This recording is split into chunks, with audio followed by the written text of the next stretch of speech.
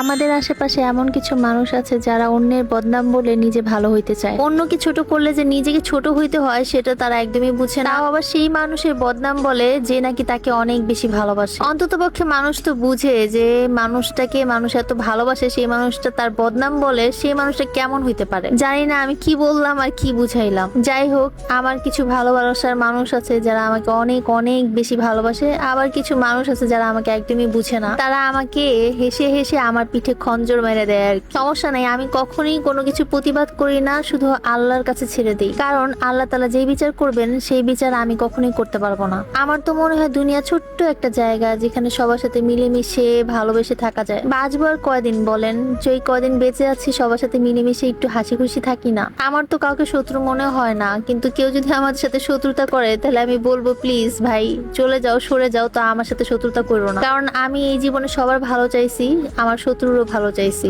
কখনো কাউকে নিয়ে হিংসা করি না, যা আছে তকদিরে সবকিছু মেনে নিয়েছি। আল্লাহর মধ্যে সবকিছু হজম করার শক্তি আমার মধ্যে আছে, কিন্তু আমিও কষ্ট পাই দিন শেষে যখন শুনি যে এই মানুষগুলো আমার পিছনে বসে আমার নামে বদনাম বলে বেড়ায়। এখন আপনারাই বলেন, যে মানুষটাকে অনেক বেশি ভালোবাসি সে যদি আমার পিছনে বসে বদনাম বলে, তাকে কি আর আমার নিজে করে রাখা যায়? আমার কোনো মানুষের কাছে কোনো কিছুই চাহিদা নাই, শুধু চাই যে একটা মানুষ আমাকে ভালোবাসুক, সম্মান দেখ। কারণ আমিও সবাইকে ভালোবেসে সম্মান দেওয়ারই চেষ্টা করি। যাই হোক, আজকে অনেক বেশি মনটা খারাপ ছিল তাই ব্লগটা বানিয়ে ফেললাম। সকাল থেকে আমি অনেক ঘরের কাজও করি, শুধু যে প্রমোশনাল কাজ করি তেমন না। আজকে নিশ্চয়ই তোমরা দেখেছো সকাল সকাল উঠে আমি মধু দিয়ে নান রুটি খেয়েছি। সরি গাইস, ওইটা মনে হয় তন্দুর রুটি। আমার মা অনেক তন্দুর পছন্দ করে, সো মাঝে মাঝে সকালবেলা আমরা তন্দুর রুটি কিনে আনি। আর তন্দুর রুটি দিয়ে সওদাগরের পেজের এই মধুটা দিয়ে খেতে আমার এত ভাল লাগতেছিল। লিটারেলি ওদের মধুটা বেস্ট, আপনারা ট্রাই করে দেখতে পারেন। বিকালবেলা চলে যাই আমি একটা প্রমোশনাল কাজে। মাঝে মাঝে আমি ক্যামেরাম্যান হয়ে যাই। কাকুলি আপুর সাথে গল্প করতে আমার অনেক বেশি ভালো লাগে। কাকুলি আপু এত মিশুক একটা মানুষ। আর সবুর ভাই তো রানটা নিয়ে সেই টানাটানি করতেছিল, বলতেছিল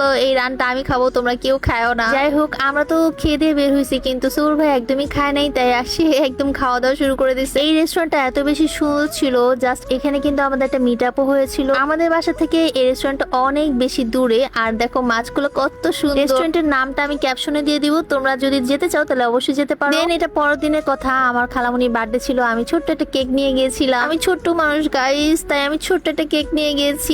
খালার বাসায় গেলে যা হয়, খালামণির শাশুড়ি খালামণিকে 3টা পেঁপে দিছে, সেখান থেকে একটা পেঁপে আমাকে দিয়ে দিছে। তারপর খালামণির শাশুড়ি দেশ থেকে পাঠাইছে পুঁই শাক, সজনে শাক, সবকিছুই কিন্তু খালামণি অল্প অল্প করে দিয়ে দিয়েছে। কথা ঢাকা শহরে সবই পাওয়া যায়, কিন্তু কেউ যদি তার গাছের কোনো কিছু পাঠায় সেটা অনেক বেশি ভালো লাগে। দুঃখের বিষয়, এই বাজারের ব্যাগটা হাতে নিয়ে আমাকে বাসায় আসতে হয়েছে। দোয়া করে আল্লাহ তাআলা সবাইকে হেদায়েত দান করুক এবং সবাইকে সহি বুঝ দান করুক। সবাই ভালো থেকো, সুস্থ থেকো, আর আমার জন্য অনেক অনেক দোয়া করো। Thanks for watching.